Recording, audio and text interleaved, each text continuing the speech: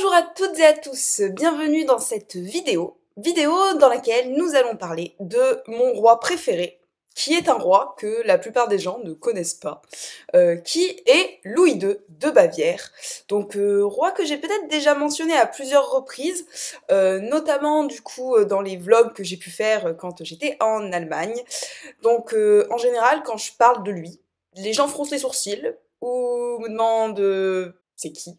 Ce qui m'emmène à expliquer que c'était le roi d'un petit pays qui était entre la Prusse et l'Autriche, et qui aujourd'hui est en fait un land de l'Allemagne qui a été réunifié depuis lors. Vous l'avez sûrement déjà compris, j'aime particulièrement l'Allemagne. Alors, avec la particularité que j'aime beaucoup l'Allemagne, mais que je ne parle pas allemand. Mais ce pays m'a toujours beaucoup plu, m'a toujours beaucoup attiré, de par ses paysages, sa culture, sa manière de vivre et son histoire. Donc c'est un pays que je continue à aimer, à admirer, à étudier, qui me fascine, notamment encore une fois parce que c'est un pays aussi qui a eu à subir l'une des pires périodes de l'histoire de l'humanité et qui pour autant eh bien, continue à vivre malgré cette histoire qui est lourde à porter et qu'on a souvent tendance à résumer uniquement sur ce qu'il s'est passé durant la Seconde Guerre mondiale. Or, eh ben, je suis navrée de vous apprendre que l'Allemagne et son histoire ne se résument pas à la Seconde Guerre mondiale. Il y a en Allemagne deux endroits que j'adore particulièrement, donc c'est Berlin, et si ça vous intéresse du coup d'aller voir des informations sur la constitution et la création de la ville de Berlin, je vous renvoie à cette vidéo, oui, qui date un petit peu, qui est l'une des premières que j'avais faites sur la chaîne YouTube qui parle justement de Berlin et de son architecture ainsi que de son histoire. Et la deuxième ville que j'aime beaucoup, c'est Munich, qui est cette fois-ci dans le sud de l'Allemagne et qui est justement la ville dans laquelle est né Louis II de Bavière, donc le roi que j'aime beaucoup, qui était un roi bâtisseur, constructeur de châteaux et qui aimait avant tout la musique et les arts. Et nous nous attarderons évidemment sur son château de Neuschwanstein. Neuschwanstein qui est la représentation du château de conte de fées construit sur un promontoire rocheux et qui a servi de modèle à la conception de la création et du dessin du château de la Belle au bois dormant. Alors, petit point géographique. La Bavière, c'est donc un land allemand qui est situé dans le sud, proche de la frontière autrichienne et également de la Suisse sud et de l'État libre de Saxe. C'est le plus grand land d'Allemagne par sa superficie, puisque c'est à peu près 70 000 km², et c'est le deuxième au regard de sa population, puisqu'on a à peu près 13 millions d'habitants. Et ses principales villes sont donc Munich, Nuremberg et Augsbourg. La Bavière, c'est aujourd'hui l'un des Länder les plus dynamiques d'Allemagne, et c'est un land de tradition catholique, ce qui explique aussi pourquoi ils étaient beaucoup liés aux Autrichiens, et notamment à la famille des Habsbourg, avec laquelle la famille de Wittelsbach entretenait du coup des liens étroits, et notamment des liens familiaux. Cette religion tient donc beaucoup à cœur aux Bavarois, et on a aussi d'autres choses qu'on peut retrouver en Bavière qui ne sont pas que liées à la religion, c'est notamment la traditionnelle fête de la bière qu'on appelle l'Oktoberfest, qui se déroule chaque année et où eh bien, vous pouvez aller boire de la bière, manger des bretzels et faire la fête à Munich. Petit point du coup historique, le duché de Bavière, c'est donc l'un des 5 duchés ethniques germaniques à la base de la France orientale qui a été fondé au Xe siècle. Et après le déclin de la dynastie carolingienne, un État bavarois autonome a donc été établi, et il a malheureusement rapidement dû faire face aux invasions d'autres royaumes germaniques, sous notamment le règne des Ottoniens qui s'y opposaient. Au XIIe siècle, les ducs bavarois de la maison de Wittelsbach ont pris la tête de l'État bavarois. Donc ce sont des ducs qui sont catholiques, qui sont notamment opposés aux États protestants de la guerre de 30 ans, qui a duré du coup, je tiens à vous le rappeler au cas où vous ne le savez pas, entre 1618 et 1648. Et là, je suis en train de me rendre compte que dans le document que j'ai rédigé avec les dates, j'ai marqué 1618 et 1848. Guerre de 30 ans qui dure 200 ans, du coup. Bravo, Caroline. Ce qui va nous intéresser, nous, c'est du coup le 19e siècle, où va régner le roi Louis II. À cette époque, donc, je ferai un petit point un peu express politique pour vous expliquer comment les Bavarois se sont alliés aux Autrichiens, ce qui les a conduits à perdre la guerre contre les Prusses, et du coup à être rattachés à l'Empire prussien, qui est donc devenu l'Empire allemand unifié. Louis II, de qui s'agit-il? Déjà, admirez cette merveilleuse carte que j'ai achetée à Munich, où vous voyez le roi Louis. Donc Louis II, ici là, ça existe ça comme expression, ici là? On le surnomme aussi le roi fou, ça commence bien. Il est donc né en août 1845 à Munich, dans le château de Nymphenburg. Un merveilleux château, d'ailleurs, parenthèse, que j'ai visité avec ma maman cet été. Ma maman qui a quand même... et j'en ris toujours, est arrivée en fait dans l'entrée du château, en regardant le château, et en disant c'est quand même mieux Versailles. Hein. Donc là, j'ai trouvé que c'était un commentaire très français. Voilà, petite dédicace, maman. Donc, Louis II, c'est le fils aîné de Maximilien II et de Marie de Hohenzollern, excusez-moi pour la prononciation, qui était une princesse de Prusse. Et il a aussi un frère qui s'appelle Othon. Oui, ben on critique pas les prénoms, c'est comme ça, il s'appelle Othon. Son anniversaire, mais également celui de son grand-père, c'est le jour de la Saint-Louis. C'est pour ça d'ailleurs qu'on l'appelle Louis, parce que son véritable nom, c'est pas Louis. Déjà, en allemand, en fait, on dit pas Louis, on dit Ludwig, donc en fait, c'est Ludwig Otto Friedrich Wilhelm von Wittelbach. Oui, voilà, c'est ça. Que nous, en français, on traduit par Louis Othon Frédéric Guillaume de Wittelbach. La maison, du coup, de la noblesse, de von. En fait, de, en français. La particule, bah c'est von en allemand. Bref, donc Louis est né le jour de la Saint-Louis, donc on l'appelle Louis, enfin Ludwig. Ludwig est né le jour de la Saint-Louis, enfin bon, vous avez compris. Et son parrain n'est rien d'autre ni personne que Louis XVI lui-même. Donc autant vous dire que bon, comme vous l'avez compris, à l'époque tout le monde se connaît. Enfant, Louis II du coup va suivre une éducation qui est très chargée et qui est très stricte, et qui lui plaît pas trop en fait. L'été il doit se lever à 5h, l'hiver il doit se lever à 6h. J'ai pas ses heures de coucher, excusez-moi. Il prend un petit déjeuner qui est assez frugal, ça lui plaît pas trop. Et il a ensuite une série en fait d'heures d'études qui sont ponctuées de quelques heures de détente et une instruction qui est très théorique et militaire. Donc ça lui plaît pas, tout l'ennuie en fait, sauf la littérature, l'histoire, les arts et la langue française. Un homme bien, en somme. Et pour s'évader, Louis II va en fait se réfugier dans la littérature, dans les arts. Il aime beaucoup se costumer, ce qui perturbe beaucoup ses parents. Et d'ailleurs, il est un peu incompris par ses parents, notamment en raison de son caractère qui est jugé fantasque et du côté un peu solitaire qu'il peut avoir. Voilà, il explique souvent que ses parents préféraient Othon, son frère, donc il se sentait un petit peu à part et un petit peu exclu. Louis II a donc grandi au château, et attention, là ça va être compliqué, de Hohenschwangau, rebaptisé par mes élèves le château jaune, qui est beaucoup plus facile à prononcer. Ce château, du coup, se trouvera en face de Neuschwanstein, qui est le château qu'il fera construire en cygne. En cygne, n'importe quoi. Louis II a grandi du coup avec son frère dans ce château d'enfance qui sert de résidence d'été à la famille royale... Famille royale de Bavière. Dans ce château, le cygne est quand même omniprésent. Donc il y a notamment voilà, des représentations avec des cygnes, et c'est très lié aux légendes germaniques, notamment à la légende de Lohengrin et de Ten Auser. Comment on prononce ça en allemand? Dites-le moi en commentaire. Donc on y trouve dans ce château des fresques qui illustrent aussi d'autres légendes, telles que la quête du Graal, qui est une légende qui plaisait beaucoup à Louis II, et le mariage d'Elsa de Brabant, qui plaisait aussi beaucoup à Louis II. Plus tard, Louis II ne va pas changer grand-chose en fait dans ce château, à part sa propre chambre, dans laquelle il fait construire en 1864 un groupe de rochers, sur lesquels il fait couler une cascade, et un dispositif en fait qui génère un arc-en-ciel artificiel et puis un ciel nocturne avec la lune et les étoiles. Voilà, ça brille comme ça partout et puis ça lui fait un espèce de miroir éclairé. Alors Louis, il va accéder au trône à l'âge de 18 ans, à la mort de son père. C'est, vous l'avez bien compris, un personnage qui est un peu excentrique, qui est très très émotif, qui est très très sensible.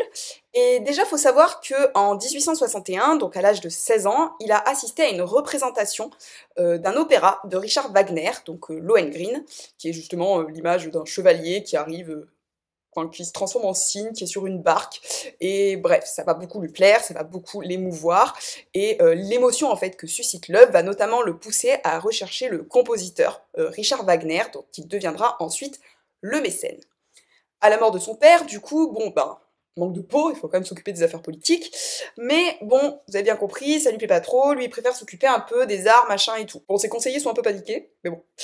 Alors, dans le même temps, il faut savoir qu'il se fiance avec Sophie Charlotte en Bavière, qui est en fait la cousine germaine de son père. Oui, alors ne prenez pas cet air paniqué, c'est courant à l'époque. D'ailleurs, le pape Pie IX va leur accorder ce qu'on appelle une dispense papale, qui est nécessaire, justement à cause de leur lien étroit de parenté, pour dire que, ben, c'est pas parce qu'ils sont cousins qu'ils n'ont pas le droit de se marier. Alors, le problème qu'il va y avoir, c'est que elle aime bien son cousin, donc il n'y a pas de problème avec l'idée de se marier, mais C'est pas que Louis n'aime pas Sophie, c'est qu'en fait, Louis lui fait une cour très très platonique et surtout n'arrête pas de l'appeler Elsa. Donc en fait, dans la légende du Chevalier aux Cygnes, donc de Lohengrin, l'opéra de Wagner, il se trouve que ce chevalier doit libérer et protéger Elsa de Brabant. Et en fait, Louis fait une espèce de transfert et considère qu'en fait Sophie c'est la représentation d'Elsa, il se fait même appeler Lohengrin lui-même, et ça perturbe un petit peu sa cousine, vous voyez. Surtout, Louis n'arrête pas de reporter la date du mariage, ce qui commence un peu à agacer son futur beau-père, et bon, elle se dit qu'il est quand même un peu particulier. En plus, bon, il arrête pas de débarquer en pleine nuit pour lui faire, je vous disais, une cour platonique. Et quand je dis platonique, c'était même jugé par Sophie trop platonique. Elle aurait bien aimé un petit peu plus de choses.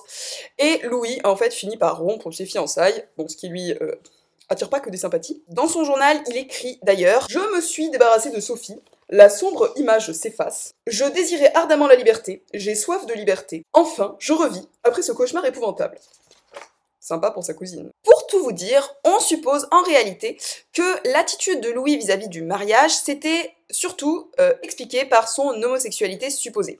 Alors, on dit supposée.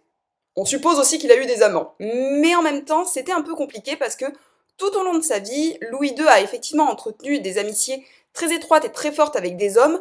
Pour autant, dès l'âge de 13 ans, dans son journal intime, il rédige des notes dans lesquelles il explique ses tentatives pour réprimer ses désirs sexuels, afin notamment du coup de rester fidèle à la religion catholique qui n'autorise pas l'homosexualité.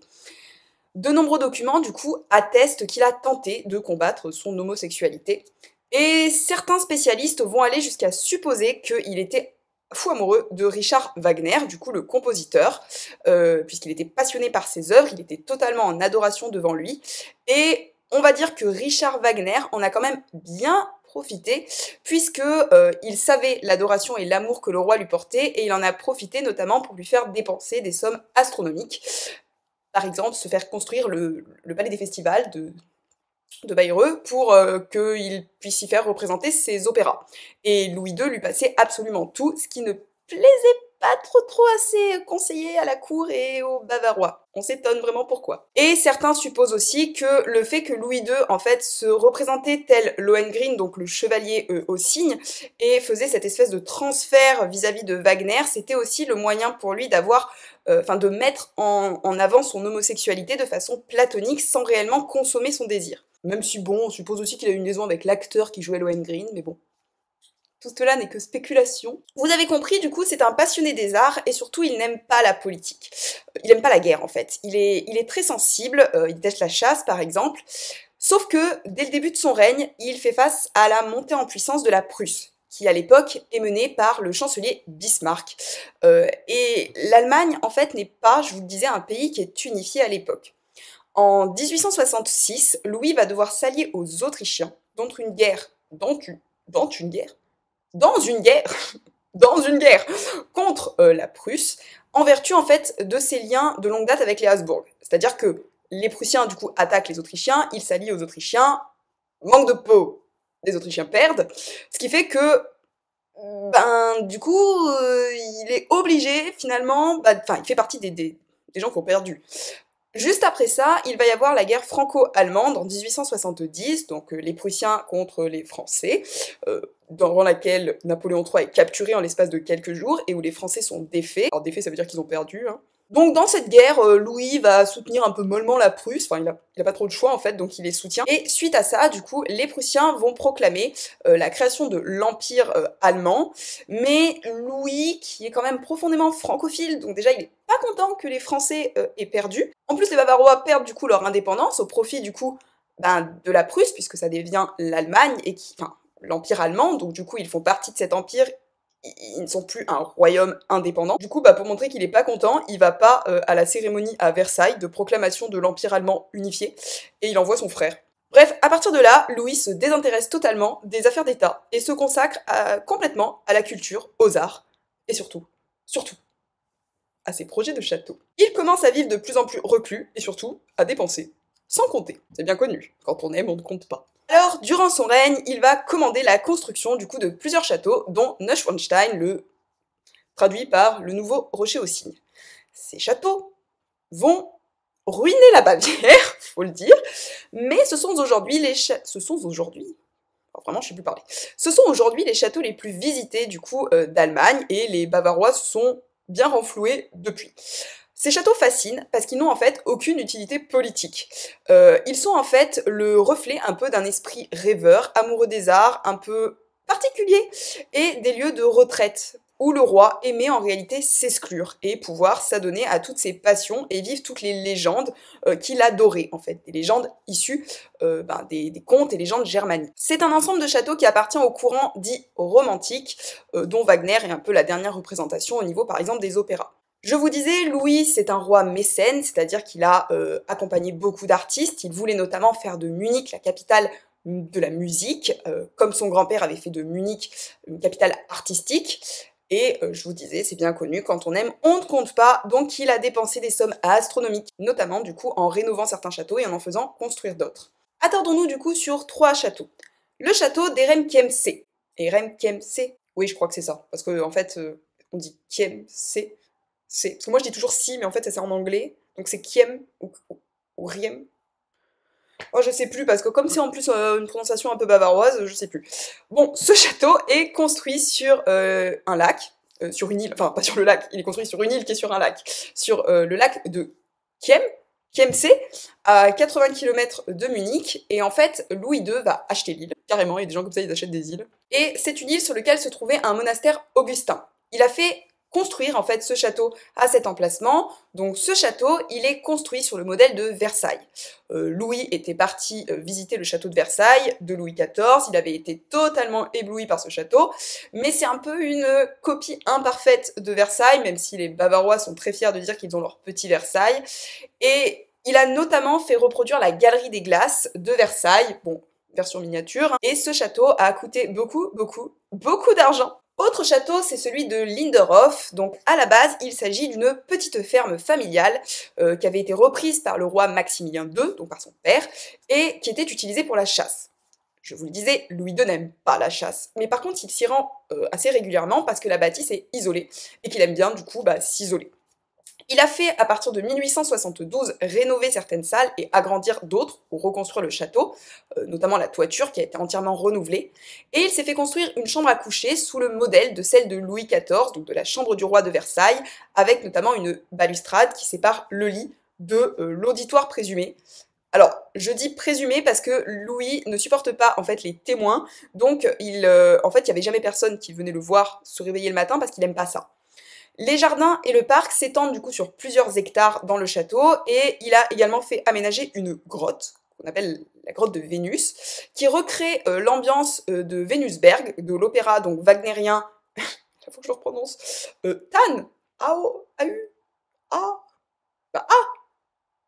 Tannhäuser, bon, d'un opéra de Wagner. Et le roi aimait aller du coup sur sa barque pour rêver à des mondes imaginaires tout en écoutant de la musique de Wagner jouée par un orchestre dissimulé derrière des rochers. Oui, quand on est roi, on peut vraiment tout se permettre. Hein. Et enfin, on en vient à mon château. Oui, je m'approprie un château, mon château préféré. Le château de Neuschwanstein, donc nouveau rocher au cygne qui fait face au château de Hohenschwangau, le château jaune, qui est situé sur un éperon rocheux près de la ville de Füssen en Bavière. C'est le château le plus célèbre d'Allemagne qui est le plus visité chaque année. Louis II y a mélangé plusieurs styles architecturaux, notamment le néo-gothique, le néo-roman. Et en 1869, il a en fait fait construire ce château à l'emplacement de deux anciens châteaux forts. Et il le décrit un peu comme le digne temple pour son ami, le compositeur Richard Wagner. Donc, vous avez compris, il admire beaucoup.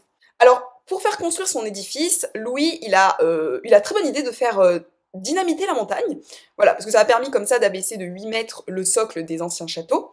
Donc la construction de ce château nécessite en fait d'énormes quantités de matériaux. Enfin, vous avez vu quand même le château, donc ça s'explique. Louis II souhaitait en fait un château qui était à l'image du château de Pierrefonds en France, qui avait été reconstruit par Viollet-le-Duc. Donc je vous ai dit, c'est un château qui mêle quand même plusieurs styles, gothique, roman, byzantin. Il est très éclectique et il est surtout le reflet des pensées un peu fantasques et tourmentées du monarque qui souhaitait vivre comme un roi du Moyen-Âge, exclu un petit peu du monde sur ces rochers là-bas. Il y a des salles qui, à l'intérieur, reproduisent des légendes germaniques, notamment, du coup, la légende du Graal, parce qu'il se faisait un peu associer à Parsifal, enfin l'équivalent de Perceval, si vous voulez, parce que tout se ressemble, en fait, hein. Germanique, anglais, enfin voilà, les légendes restent des légendes qui, après, sont reprises avec différents pays et différentes évolutions. Et, quand on l'a visité avec les élèves, parce qu'on y a été lors de l'échange scolaire qu'on a fait en Bavière, on a été particulièrement impressionnés par la salle du trône que vous pouvez voir ici, dans laquelle, figurez-vous qu'il y a 1 kilo d'or sur les murs et sur le lustre. Donc il y a du laiton et dessus il y a de l'or. 1 kilo d'or. Donc Louis II, il s'est établi dans ce palais en 1884, et il n'est pas resté longtemps, parce qu'en fait il est mort 2 ans après. Et le château a ensuite été ouvert au public, même s'il n'était pas encore terminé, et qu'il y a encore des salles en rénovation aujourd'hui. Ce château, je vous le disais en début de vidéo, a servi de modèle à la construction du château de la Belle au Bois dormant. Alors, je ne sais pas si vous le savez, mais tous les parcs Disneyland ont un château. Et le plus célèbre d'entre eux, c'est le château de la Belle au Bois dormant, qui est le premier château qui a été construit par Walt Disney, à la base donc à Anaheim, en Californie.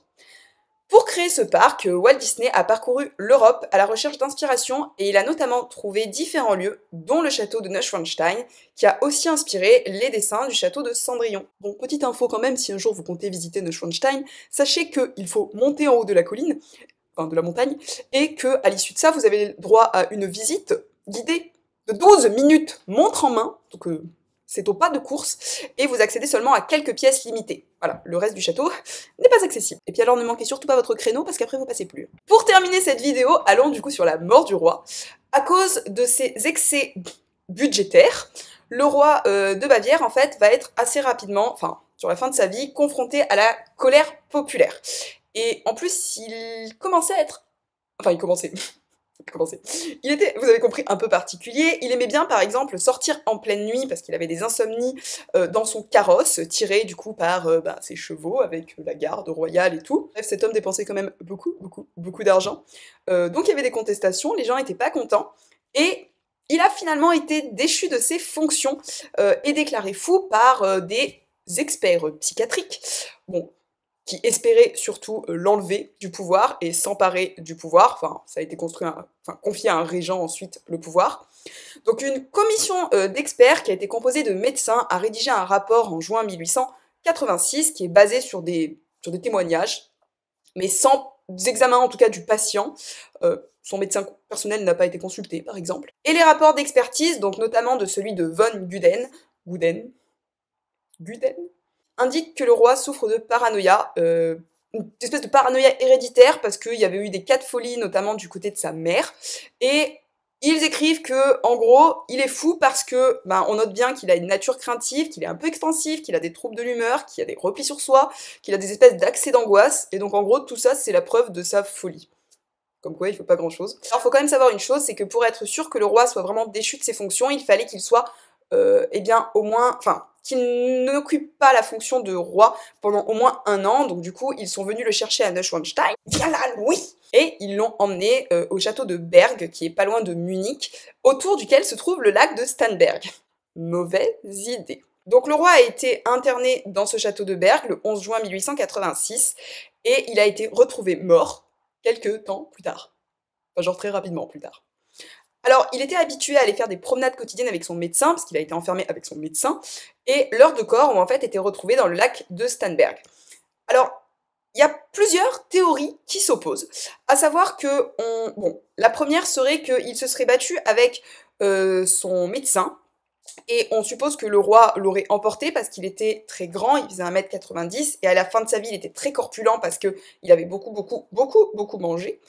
Et on suppose qu'il aurait noyé son médecin, parce que son médecin en fait a été retrouvé avec plein de traces de coups, sûrement donnés par le roi, parce qu'il portait ce qu'on appelle une lorgnette, qu'il gardait toujours sur lui, et on suppose qu'après Louis se serait noyé. La seconde théorie serait qu'ils auraient été assassinés, mais on n'a pas retrouvé l'assassin, et on sait pas comment l'assassin les aurait tués, peut-être en les plongeant dans le lac, en les tapant. Et troisième théorie, on pense que en réalité Louis se serait suicidé, alors peut-être se serait-il suicidé après avoir tué son médecin. Mystère. Dans tous les cas, vous comprenez, de son vivant comme de sa mort, Louis II restera un mystère pour l'humanité. Bref, j'en ai du coup terminé avec cette vidéo, avec cette explication. J'espère que ça vous aura intéressé. J'espère que comme moi, désormais, vous êtes passionné par Louis II de Bavière et cette personnalité folle et excentrique. Je vous remercie en tout cas de m'avoir écouté jusqu'ici, et puis je vous dis à bientôt pour de nouvelles vidéos.